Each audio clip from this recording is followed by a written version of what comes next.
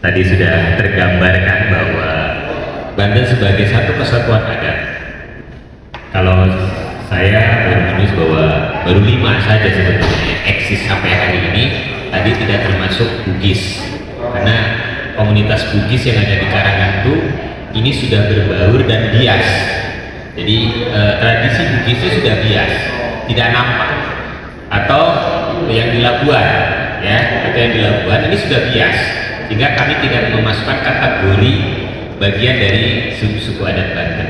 Jadi hanya 5 saja. Kalau Kipatur bagi 6 dengan suku Bugis, kalau saya dari BPD Bidang Kebudayaan hanya 5, karena tadi suku Bugis yang hidup di Karangan itu sudah berbaur dengan masyarakat Kesultanan, masyarakat Banten, sehingga tradisinya hilang, tradisi asli Bugisnya hilang, ditinggalkan. Ya, cuma ada 1-2, tidak beda dengan suku adat yang Tionghoa. Yang Tionghoa malah saya baru dengar tadi dari Win Ciputat. Win Ciputat kebetulan fokus di sejarah Tionghoa. Ternyata di Banten ada dua kelompok etnis Tionghoa. Ada Tionghoa yang Kesultanan, itu lebih tua, mungkin lebih tua ya Pak ya, daripada dengan Tionghoa Cisadane, ya, beda kelompok dan beda bahasa. Nah ini mungkin Bantenologi bisa mendalami itu, beda bahasa, gitu kan? Dan lebih uniknya lagi, 2 etnis Tionghoa yang di Banten ini, baik yang di Kesultanan maupun di sini maupun yang di sana, itu bahasa Tionghoanya itu bahasa Tionghoa kuno. Jadi kalau Bapak bandingkan dengan bahasa Cina yang di negeri Cinanya, itu beda, nggak ngerti mereka. Gitu ya. Jadi ini unik, 2, gitu kan. Kemudian tadi kita juga diskusi terkait dengan suku Betawi yang ada di Banten. Tidak tepat, kata pakarnya tidak tepat kalau menyebut suku Betawi Banten, gitu kan. Akan lebih pas suku Melayu Banten. Karena memang dalam sejarahnya kita abad 7 sampai abad 14 dalam penguasaan Sriwijaya, ya.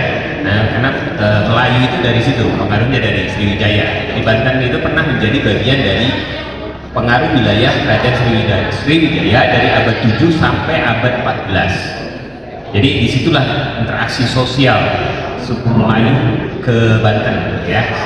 Sekian lamanya sehingga mengakar sampai hari ini. Untuk di wilayah Tangerang kalau disebut suku Betawi itu tidak tepat katanya. Jadi lebih tepat suku Melayu Banten.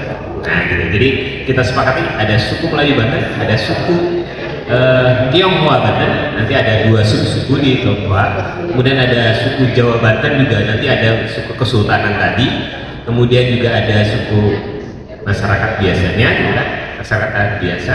Kemudian suku Lampung Sai itu di Cikoneng yang memang notabene-nya beda, bahasanya beda dengan bahasa Lampung yang sekarang di Sumatera, malah nggak ngerti mereka karena itu bahasa Lampung kuno yang di Cikoneng, ya.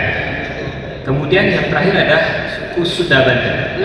Dan suku Sunda Banten ini yang Kipatur tadi sebutkan, ada Pakidulan, ada Badu, ada Citorek, ada Cicurug, ada Bradong dan sebagainya.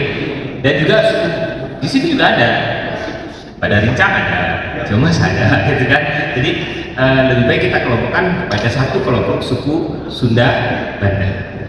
Itu barangkali bahan-bahan nanti ketika kita akan membentuk sebuah kelembagaan. Namun dalam naskah akademik ini kita tidak berbicara organisasi, tidak berbicara lembaga secara organisatorisnya, tetapi masih general terhadap ketentuan-ketentuan idealnya lembaga adat itu Banten itu harus seperti apa.